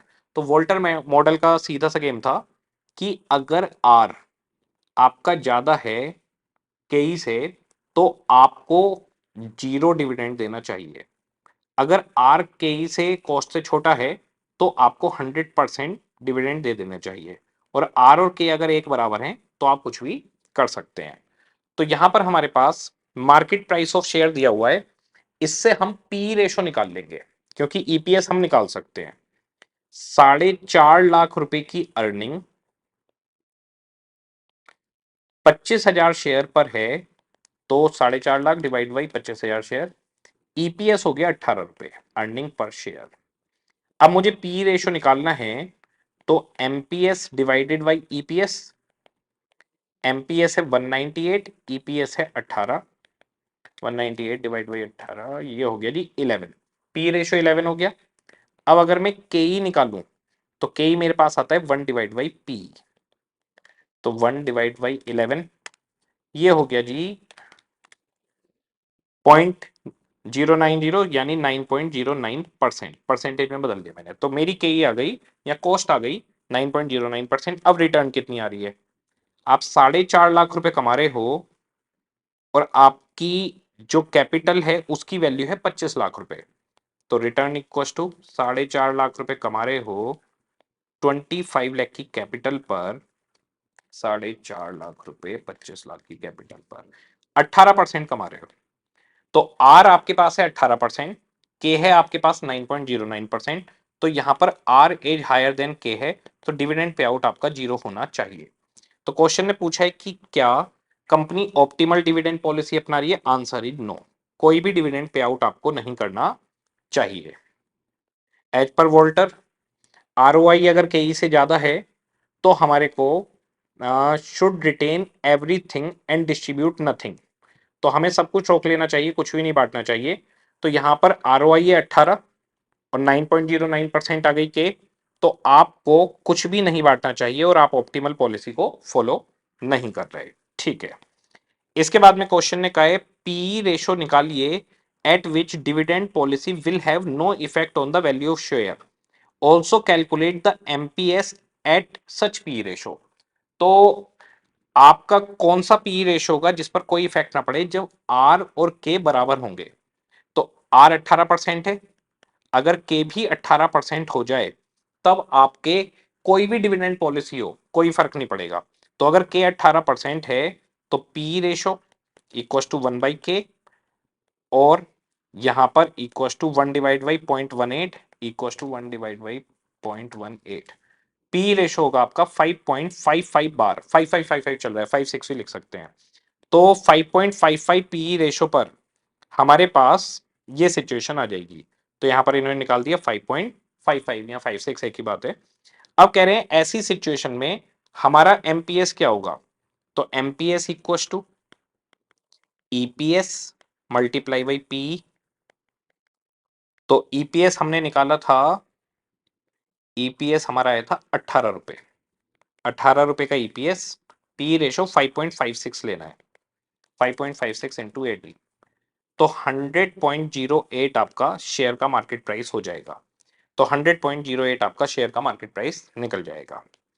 इसके बाद में क्वेश्चन कह रहा है will your decision change if P ratio is 4.5। अगर आपका पी रेशो 4.5 है तो आपका ऐसी सिचुएशन में केई 1/p 4.5 equal to 1/4.5 multiply by 100 कर रहा हूं जिससे परसेंटेज में आ जाए 22.22%। तो ऐसी सिचुएशन में जब आपका केई 22.22 है, आपका आर था 18%, तो आर 18%, के आपका हो गया 22.22%। इस सिचुएशन में आर के से छोटा है तो आपको 100% डिविडेंड डिस्ट्रीब्यूट कर देना चाहिए। तो अगर आप 22.22 पर हैं तो आपको सारा का सारा जितना भी डिविडेंड है, firm should be distribute everything and retain nothing, तो सब कुछ उसे बांट देना चाहिए। तो पे आउट रेशो आपका 100% होना चाहिए। इसके बाद में हमारे पास अगला क्वेश्चन है इन्वेस्टमेंट डिसीजन यानी कैपिटल बस्टिंग का।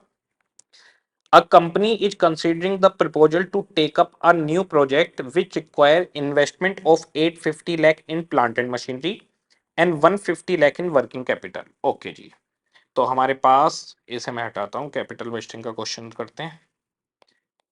इनिशियल इन्वेस्टमेंट की बात की जाए, इन्वेस्टमेंट 850 लाख तो फिक्स्ड एसेट्स में लग रहा है, 150 लाख वर्किंग कैपिटल में लग रहा है। इसकी नेचर है ये प्रोजेक्ट एंड होने पर वापस आ जाएगा, ठीक है, और इस पर कोई डेप भी नहीं लगेगा। Project is expected to yield the following cash flow before tax and depreciation over the next 5 year। तो एक कैश फ्लो बिफोर टैक्स बता रहे हैं 290 320 ईयर 1 2 3 4 5, अलग अलग कैश फ्लो दिया हुआ है इसलिए 290 320 290 320 360 390 360 390 एंड 270। यह है cash flow before dep and tax, ठीक है जी।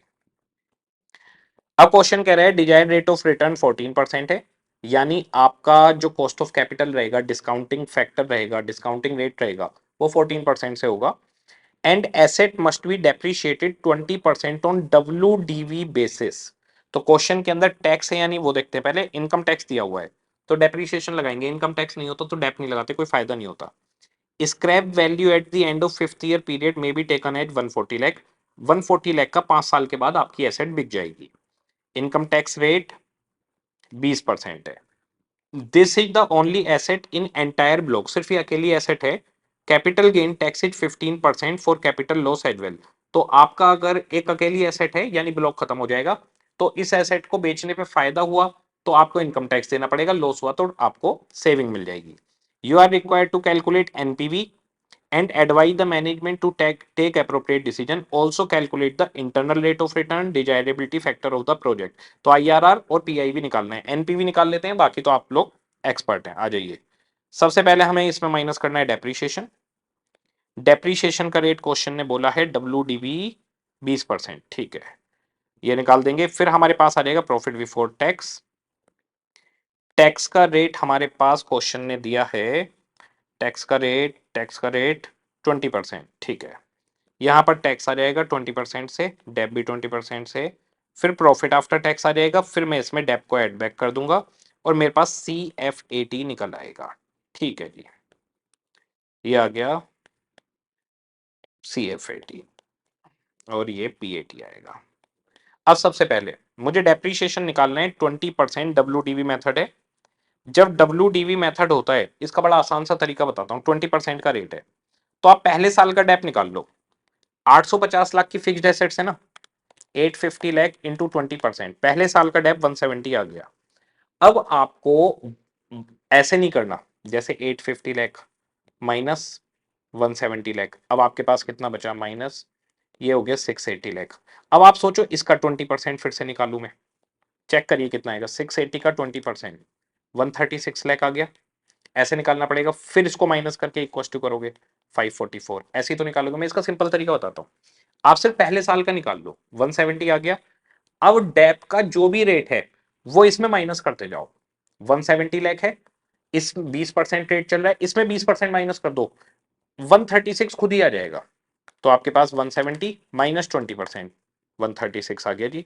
अरे सर ये तो -20%, ये तो आपने कमाल बता दिया, हमारी टेंशन खत्म कर दी। बस बेटा आप लोग को टेंशन नहीं होनी चाहिए, आप लोग को टेंशन होती है तो मुझे टेंशन हो जाती है। 20% माइनस करते जाओ, 69.632। ओके, अब भैया 290 माइनस 170, 120 आ गया, माइनस 20% करो भैया, 96 आ गया, डेप 170 जोड़ लो, 266 आ गया लैख। 320 माइनस 136, 184 आ गया, 20% माइनस कर लो, 147.2 आ गया, डेप 136 जोड़ दो, 283.2 लाख आ गया। 360 में माइनस 108.8, ये आ गया 251.2, टैक्स 20% माइनस कर दो, ये आ गया 200.96 प्लस 108.8, ये आ गया जी 309.76। इसके बाद में 390 में से 87.04 माइनस कर दो, 302.96, 20% टैक्स माइनस कर दो, बचा 242.368, इसमें 87.04 जोड़ दो, ये आ गया जी 329.41। इसके बाद में 270 में से 69.632 माइनस कर दो, 200.368 आ गया, 20% टैक्स माइनस कर दो, 160.29 आ गया, राउंड ऑफ लिखा है मैंने, 69.63 जोड़ रहा हूँ इसमें, 69.63, ये आ गया भैया 299.92। ये हमारे पास सी एफ ए टी आ गया ईयर 1 2 3 4 5 का। तो देखो, सबसे पहले T0 पर कैश आउटफ्लो आपका हो गया 1000 लाख, ये पैसा आपकी जेब से चला गया। उसके बाद में T1 T2 T3 T4 2 3 4 5, इन पर आपके पास ये कैश फ्लो आ गए 1 2 3 4 और ये 5। ठीक है, ये ऐसे ही आ जाएंगे सीधे CF। अब फिफ्थ ईयर में वर्किंग कैपिटल वापस आएगी, तो 150 लाख और जोड़ देना लास्ट वाले ईयर में, प्लस सैलवेज आपको मिलेगी। अब सैलवेज की कैलकुलेशन हमें करनी है, 140 लाख में बोला था बिक जाएगा, आपने मशीन खरीदी 850 लाख की, 5 साल का इसमें से डेप्रीशिएशन माइनस कर दो 20-20% करके, तो 850 लाख माइनस 20%, 1 साल, 2 साल, 3 साल, 4 साल, 5 साल, ये मेरे पास 278.528 लाख इसकी WDV बच गई T5 पे, फिफ्थ ईयर पे। आपने 140 लाख में इसको बेच दिया, तो आपका -140 लाख 138.528 लाख का हो गया आपको लॉस। लॉस के ऊपर आपको टैक्स सेविंग मिल जाएगी, और इसका रेट इन्होंने बोला है कैपिटल गेन का 15%, तो इस पर जी 15% आपको टैक्स सेविंग मिलेगी, इंटू 15%, 20.7792 आपकी टैक्स सेविंग हो जाएगी। तो इसको मैं राउंड ऑफ लिख रहा हूँ 20.78। तो जी सैलवेज आपको 140 lakh plus 20.78 lakh tax saving हो गई, 20.78 प्लस 140 लाख 160.78 लाख आपके पास सैलवेज आ जाएगी। तो ये आउटफ्लो हो गया, बाकी ये सारे CFAT आ गए, 150 लाख आ गया लास्ट में, और 160.78 सैलवेज इंक्लूडिंग जो उस पर टैक्स सेविंग हुई वो आ गया। एनपीवी निकाल लीजिए 14% से, ये इन्होंने रेट दिया हुआ है। ओके जी, आ जाओ हमारे पास यहाँ पर जी एनपीवी। सबसे पहले इनिशियल आउटफ्लो 1000 लाख, इसके बाद में CFAT 266 283 309 329 एंड 229। एक बार मैं चेक कर लेता हूँ, 266 283 309 329 एंड 229। ओके, हमारे पास जो हमने निकाले वो आए हैं 266 283 309 329 और 220। 229 आया है लास्ट वाला, 229 229 और हमारे पास यहां पर अच्छा 160.29 प्लस 69.63 229, ठीक है, सब ठीक है जी, 229 ये आ गया। इसके बाद में हमारे पास ये CFAT हो गए सारे। CFAT के बाद में 150 लाख की वर्किंग कैपिटल आ गई, स्क्रैप 140 लाख का आ गया। इन्होंने इनकी यहाँ पे प्रेजेंट वैल्यू निकाल दी। उसके बाद में टैक्स गेन अलग से दिखा रहे हैं, इसी में दिखा सकते हैं, कोई वो नहीं है। यहाँ पर कह रहे हैं टैक्स सेविंग का आप बता रहे हैं, यहाँ पर 278.53 की 140 की गई, 138 का हो गया, 20.78 टैक्स सेविंग हो गई। इस टैक्स सेविंग को अब इनका जितना भी इनफ्लो है उसके अंदर और जोड़ देंगे, तो इसे भी यहाँ पर इसकी प्रेजेंट वैल्यू निकालकर जोड़ दिया, तो एक ही साथ निकाल सकते हैं। ये हमारा एनपीवी निकल कर आ गया, पॉजिटिव है तो हमें एक्सेप्ट कर लेना चाहिए। इसके बाद में आईआरआर निकालना है। तो देखिए आईआरआर का क्या होता है, दो रेट का कंफ्यूजन बच्चों को रहता है, तो आईसीआई खुद रेट बताएगा। तो आपने एक 14% से निकाल लिया, फिर 16 और 20 है। अब आप दूसरा 20 से ले लो, एक लोअर रेट हो गया, एक हायर रेट हो गया, एक पे पॉजिटिव और एक पे नेगेटिव कंफर्म हो जाएगा। अगर आपने 16 पे ट्राई किया तो पॉजिटिव भी आ सकता है, नेगेटिव भी। बच्चे को परेशान करने के लिए करते हैं ऐसा कि बच्चा 16 से निकाले, उसका टाइम खराब हो जाएगा। जो सबसे ऊपर का रेट है उसे ले लो, तो 20 एचआर ले लो और आपका 14 एलआर हो गया, आईआरआर निकाल दो। इन्होंने क्या करा, इन्होंने पहले इसको निकाला 16 से, 16 से भी इनका आंसर आ गया पॉजिटिव। तो बोले अरे ये तो पॉजिटिव आ गया, अब हम फिर से 20 से निकालेंगे। अरे भाई पहले ही आप 20 से निकाल लेते, अब 20 से नेगेटिव आ गया। अब इन्होंने जो लोअर रेट लिया है वो 16 और हायर रेट 20 लिया है। आप लोअर लेंगे 14 और हायर लेंगे 20, और आपका जो ये आईआरआर है इसमें थोड़ा सा डेसिमल में आगे पीछे हो सकता है, क्योंकि 16 और 14 के फर्क की वजह से जरा सा डिफरेंस हो सकता है एक्यूरेट भी आ जाए, तो उसको आप इग्नोर मार देंगे, उस पर ध्यान नहीं देना, नंबर पूरे मिलेंगे। फिर पीआई तो कोई दिक्कत ही नहीं है, PV of inflow divide by PV of outflow, उसमें कोई इशू नहीं है। इसके बाद में हमारे पास क्वेश्चन है मैनेजमेंट ऑफ वर्किंग कैपिटल का। ये डेटर मैनेजमेंट का बहुत पुराना क्वेश्चन है, इस बार इन्होंने उसको घुमा के दिया है। और इसके अंदर बैंक फाइनेंस का क्वेश्चन होता है कि डेटर्स के ऊपर बैंक फाइनेंस करेगा या नहीं करेगा, ठीक है। Nirmo Limited want to avail short-term loan from the bank. However, bank grant short-term loan by keeping the collateral in form of account receivable. तो debtors के बेस मिलेगा। A bank is analyzing the receivable or Nirmo Limited is to identify acceptable collateral for short-term loan. Current policy of the company is 3/10 net 40. तो इसका मतलब इस time company कहती है 10 दिन में पैसे दो, 3% कैश डिस्काउंट दे देंगे, वरना 40 दिन में दे देना। यानी उनका क्रेडिट पीरियड अगर हम बात करें तो क्रेडिट पीरियड, इनका नॉर्मल क्रेडिट पीरियड जो है वो 40 दिन है। ओके जी, 40 डेज है, 40 डेज, ठीक है। अब कह रहे हैं bank will lend only to the extent of 90% of acceptable receivable. कह रहे हैं बैंक सिर्फ जो भी एक्सेप्टेबल रिसीवेबल्स होंगे 90% उनके ऊपर लोन देगा और इंटरेस्ट रेट 12% रखेगा, only if both the condition mention below are fulfil. अगर नीचे दी हुई कंडीशन फुलफिल हो गई तो bank will keep 5% reserve for cash discount and return. Bank ये मानता है कि भाई कुछ कैश डिस्काउंट दोगे, कुछ रिटर्न हो सकता है, उसके लिए 5% और वो मार्जिन रखेगा। कह रहे हैं customer are not currently overdue for more than 5 days to the net period. अब मुझे बताइए इनका जो पीरियड है, नेट पीरियड यानी मैक्सिमम जो भी ये पीरियड दे रहे हैं वो 40 दिन है। कह रहे हैं customer are not overdue for more than 5 days, तो 40 दिन का क्रेडिट पीरियड है।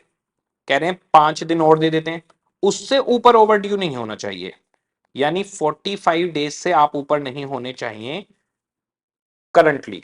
ये हो गई condition 1। Second condition, average ageing payment period of the customer should not exceed 45 days past the net period. कह रहे हैं जो एवरेज कलेक्शन पीरियड है वो 15 दिन से ऊपर नहीं होना चाहिए नेट पीरियड का। तो नेट पीरियड 40 दिन है, उससे 15 दिन से ज्यादा ऊपर नहीं होना चाहिए, यानी 55 डेज से ऊपर नहीं होना चाहिए। तो ये दो कंडीशन इन्होंने दी हैं कि 45 दिन हमारे करंटली ओवर ड्यू से ऊपर ना हो और 55 डेज हमारे एवरेज कलेक्शन पीरियड से ऊपर नहीं होने चाहिए। यहां पर इन्होंने आउटस्टैंडिंग इन डेज सिंस इनवाइस्ड, तो जब से इनवाइस बनाए तब से, तो ये करंट पीरियड की बात कर रहे हैं कि करंटली कोई ओवर ड्यू है। और ये एवरेज कलेक्शन पीरियड की बात कर रहे हैं, एवरेज एजिंग की। तो पहले हम कंडीशन 1 देखते हैं। कंडीशन 1 है 45 दिन से ऊपर नहीं जाने चाहिए आप। तो देखिए जरा 45 दिन से ऊपर कौन है, ये है, ये कैंसिल हो गया, ये कैंसिल हो गया, बाकी सब 45 के अंदर है। अब एवरेज कलेक्शन पीरियड 55 डेज से ऊपर नहीं होना चाहिए। तो देखिए जरा 55 से ऊपर हो गया, कैंसिल हो गया, और ये भी कैंसिल हो गया। ठीक है, तो इन चारों को जरा बाहर निकाल लो। 1, 20, 72, 19 और 37। 1, 20, 72, 19 और 37 जोड़ के लिख रहा हूं मैं। 1, 20, 72, 19 और 37। तो 2,48,000 रुपए के ऐसे डेटर हैं जो दोनों कंडीशंस को फुलफिल नहीं कर पाए। और जिन्होंने दोनों कंडीशंस फुलफिल कर दी वो कौन कौन है?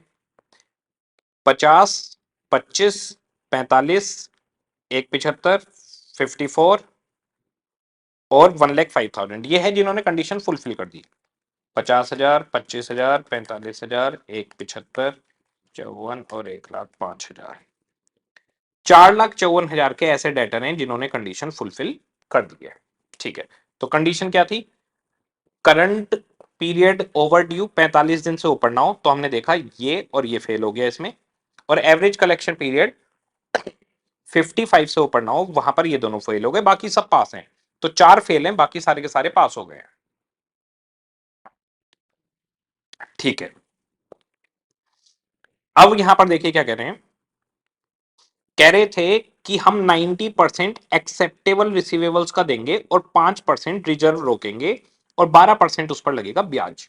ठीक है, अब जरा देखिए, if any of the above conditions are not fulfilled, अगर कंडीशन फुलफिल नहीं हुई, then bank will lend 65% of the receivable subject to reserve of 15% and interest rate will be 15% on such account, tax rate 25% है। ठीक है, तो अब जरा देखिए, यहां पर 90% लोगों को पैसा मिलेगा 5% रिजर्व रोककर, 90% लोगों को पैसा मिलेगा 5% रिजर्व रोकेंगे, इंटरेस्ट का रेट 12% रहेगा। एलिजिबल लोग, रिजर्व और यहां पर इंटरेस्ट रेट। दूसरे वाले केस में क्या बोला है? 65% पैसा मिलेगा रिसीवेबल्स का, 15% रिजर्व रखेंगे और 15% इंटरेस्ट चार्ज करेंगे। 65, 15, 65% लोगों को पैसा देंगे, मतलब उनके बदले में 15% का रिजर्व भी रोकेंगे और इंटरेस्ट रेट 15% लगेगा। ये दोनों हमारे पास आ गए। ठीक है, अब क्वेश्चन की इसके आगे requirement, this total amount land by bank. अब वर्किंग दिखा रहा हूं पूरी, वो मैंने शो कर दिया आपको किस तरह चल रहा है। ये हमारे पास इन्होंने 90% वाले और वो निकाल लिए। ये 4,54,000, ये 248।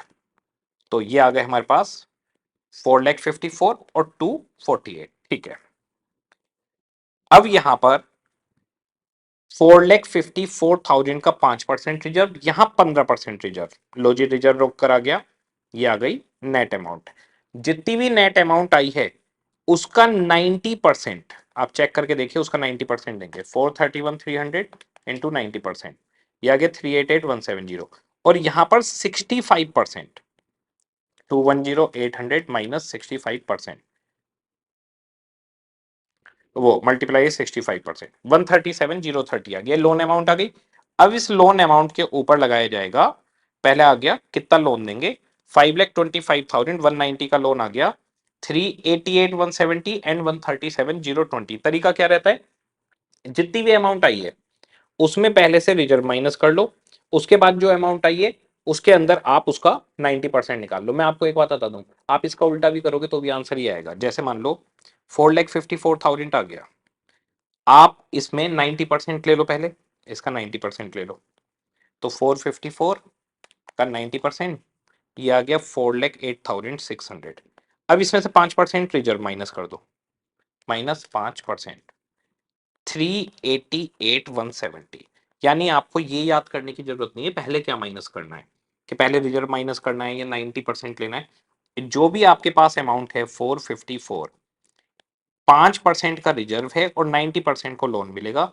तो एक बार 5% माइनस करना है, एक बार बचे हुए का 90, या फिर पहले 90 माइनस कर लो और बचे हुए का 5%। दोनों से आंसर सेम ही आएगा, आप पहुंचोगे इसी अमाउंट पर। तो ये ध्यान रखना है कि कोई भी पहले, कोई रूल नहीं है पहले ये माइनस करें या वो माइनस करें, ये 1 बाई 1 दोनों माइनस करने, आपके पास आंसर आ जाएगा। ये टोटल अमाउंट आपके पास लोन की निकल कर आ गई। ठीक है जी। अब इसके बाद में क्वेश्चन ने दूसरी चीज बोली है कि इफेक्टिव कॉस्ट परसेंटेज इंटरेस्ट में बता दो। तो भैया जो ये वाले लोग हैं पहले वाले, इनको 12% पे मिल रहा है, और जो दूसरे वाले हैं उन्हें 15% पे मिल रहा है। तो दोनों का पहले टोटल इंटरेस्ट निकालो। इन्हें 12% पर, इन्हें 15% पे मिला है। इनका ब्याज और इनका ब्याज आ गया। अब इन दोनों का इंटरेस्ट जोड़ लो। 46580.4 प्लस 20,553, दोनों का इंटरेस्ट मिलाकर आ गया 67133.4। टोटल हमारे पास अमाउंट थी 525,190। ये बिफोर टैक्स इंटरेस्ट रेट आपके पास आ जाएगा कि इफेक्टिव कॉस्ट कितनी है, 525,190%। तो 12.7826% है effective rate before interest, before tax. तो क्वेश्चन ने कहा इफेक्टिव इंटरेस्ट कॉस्ट कितनी आएगी, और क्वेश्चन के अंदर इसमें टैक्स रेट दिया हुआ है 25%। तो आफ्टर टैक्स जानना है तो टैक्स माइनस करेंगे, वो क्वेश्चन के रिक्वायरमेंट में लिखा होना चाहिए था, इन्होंने लिखा नहीं है। तो ये बिफोर टैक्स रेट हो गया। अगर आप यहां तक करके आएंगे पूरे नंबर मिलेंगे। अगर आप इसको आफ्टर टैक्स बनाते हैं, 12.7826%, 1 - टैक्स 0.25 है, तो -25%, 9.587%, ये आफ्टर टैक्स आ जाएगा। तो एग्जाम में नहीं बोला तो बिफोर या आफ्टर टैक्स कुछ भी लिख सकते हैं, जनरली बिफोर टैक्स लिख के आएंगे, आफ्टर टैक्स की नीड नहीं थी। तो ये इन्होंने यहाँ पे निकाल दिया कि effective interest cost after tax mention होना चाहिए था। ये हमारे पास पूरी की पूरी एफएम के जितने भी क्वेश्चन थे वो सारे के सारे आ गए। इसके अलावा इसके बाद में इसके थ्योरी के क्वेश्चन है, फिर एसएम के नॉर्मल क्वेश्चन है, वो पूरा आसान है। यहीं तक दिक्कत आ सकती थी, जो भी एरर्स थी वो हमने डिस्कस करी है, बाकी सारे क्वेश्चन आपके करवा दिए। अच्छे से आरटीपी करिए, एमटीपी अच्छे से करिए, रिवीजन करिए। इसके अलावा बूस्टर बैच हमारे यूट्यूब पर है, उसे देखिए, रिवीजन अच्छे से करिए। देखो पूरा का पूरा राइटिंग में रिवाइज करो सब्जेक्ट, ऐसा पॉसिबल नहीं है। तो आप ये मत सोचना कि मैं पूरा का पूरा कोर्स राइटिंग में रिवाइज कर लूंगा। आपको सेलेक्टेड क्वेश्चन करने होते हैं। तो जो भी आपके अच्छे अच्छे क्वेश्चन हैं जिनमें सारी एडजस्टमेंट आ जाती हैं, उनमें उन क्वेश्चन को चुनना, उसके बाद में उनको राइटिंग में करना होता है। अब कई बच्चे क्या करते हैं, वो राइटिंग में करके ही नहीं जाते, पर पूरा कोर्स करके जाते हैं। एग्जाम में उनका हाथ ही नहीं चलता क्योंकि उन्होंने राइटिंग प्रैक्टिस नहीं करी। कुछ बच्चे राइटिंग में प्रैक्टिस करते हैं सारे क्वेश्चंस की, तो उनके पास टाइम ही नहीं बचता, कोई सब्जेक्ट लास्ट में रिवाइज होने से रह जाता है, और एग्जाम से पहले तो उन्हें समझ में ही नहीं आता कि अब हम करें क्या, क्योंकि इतने सारे क्वेश्चन इकट्ठे कर लेते हैं। तो सेलेक्टेड क्वेश्चन होने चाहिए, कुछ पोर्शन राइटिंग में होना चाहिए। जिस क्वेश्चन में आपको कॉन्फिडेंस है, जैसे मान लो आप वर्किंग कैपिटल चैप्टर कर रहे हो या रेशियो चैप्टर कर रहे हो, आपने उसके 3-4 क्वेश्चन राइटिंग में कर लिया, आपका फ्लो सेट हो गया। अब आप यहां पर सेफ हो, आप 3-4 क्वेश्चन कर चुके हो, कोई दिक्कत वाली बात किसी तरीके की नहीं है।